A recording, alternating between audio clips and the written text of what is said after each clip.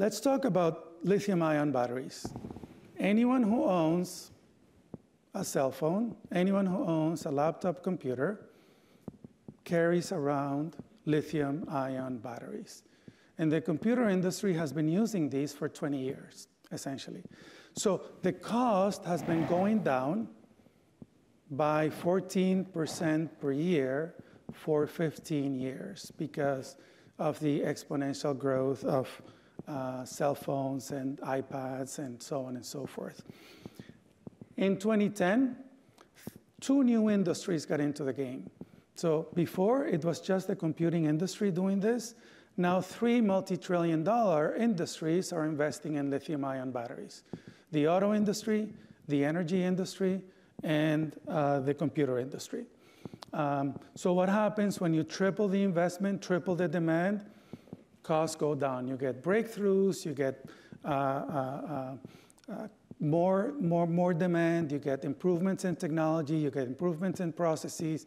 So over the last 4 years, the cost curve for electricity storage has actually been accelerating. So from 14% improvement per year, it has gone to 16%. Deutsche Bank says that over the next few years, it's going to accelerate even more to 20 to 30%. Now, I'm not going to use their number. I'm going to use this number. And of course, some of you know about Tesla's Gigafactory that they're building in Nevada. This one single factory is going to double the world capacity for lithium-ion batteries. Just this one factory is going to double capacity. And just because of that, costs are going to come down by at least 30%, just because of the economies of scale that this plant is going to produce. Now, after they announced this, other companies have announced their own gigafactories. BYD, LG Chem, Foxconn. I mean, so a whole bunch of people have said, what, Tesla, you're building a gigafactory? Well, my gigafactory is bigger than your gigafactory, right? So, so the investments are pouring in, which means, again, more breakthroughs, better processes, more competition, and so on. So this 30% may actually turn into a bigger savings. But let's assume that it's only 16% improvement in the cost of lithium-ion batteries. And by the way, I talk about lithium-ion batteries. It's not the only technology for batteries that's improving at incredible rates, but I use it as an example of one that we can use for multiple industries. So this is what we're looking at a 16% improvement rate.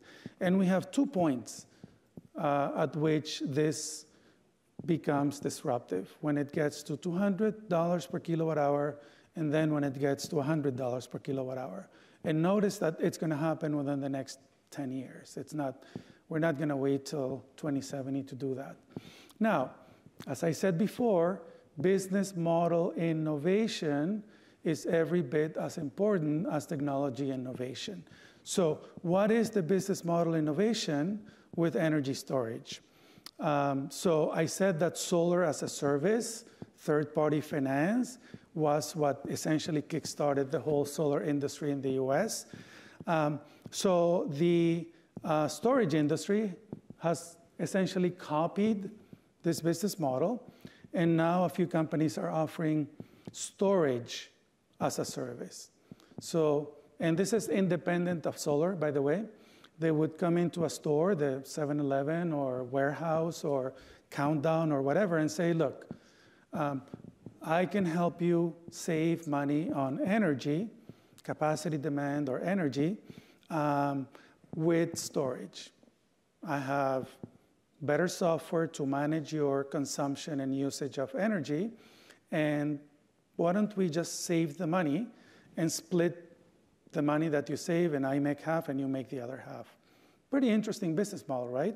The other business model is the one that exactly solar is using, which is, you know that you're going to save money. I'm just going to finance it, own it, lease it. You just pay me a monthly payment. So zero money down, 10 years to pay it off. And companies can save up to 10 to 50% just by having on-site storage. And by doing this, essentially this is disruptive to utilities because they lose pricing power. With storage, you can buy when it's low and use when it's high, essentially. And Tesla has announced that they're going to offer storage for homes and businesses because they're building this gigafactory. Solar City, our Solar City, and others are also going to basically include storage with solar in every single installation starting the year 2018. So solar is going to come packaged with storage from here on in, right? Zero money down. So let's look at the exponential improvement in the cost of storage. By 2020, we're going to look at $200 per kilowatt hour. What's going to happen? And by 2024, we're going to look at $100 per kilowatt hour. Now, business model innovation. Let's finance it at the cost of the mortgage. So let's finance it at 4 or 5%. And let's assume that you have enough storage at home to get off the grid. I'm not saying you will get off the grid, but you'll have one full day of electricity sitting in your basement. By 2020, if you finance it with the cost of capital of the mortgage, essentially, you'll be able to get off the grid for $36 a month. Lower than your cable bill. Lower than your cable. You'll have enough storage to do that. I'm not saying most people will, most people won't, but the financial incentive to do that will be pretty compelling.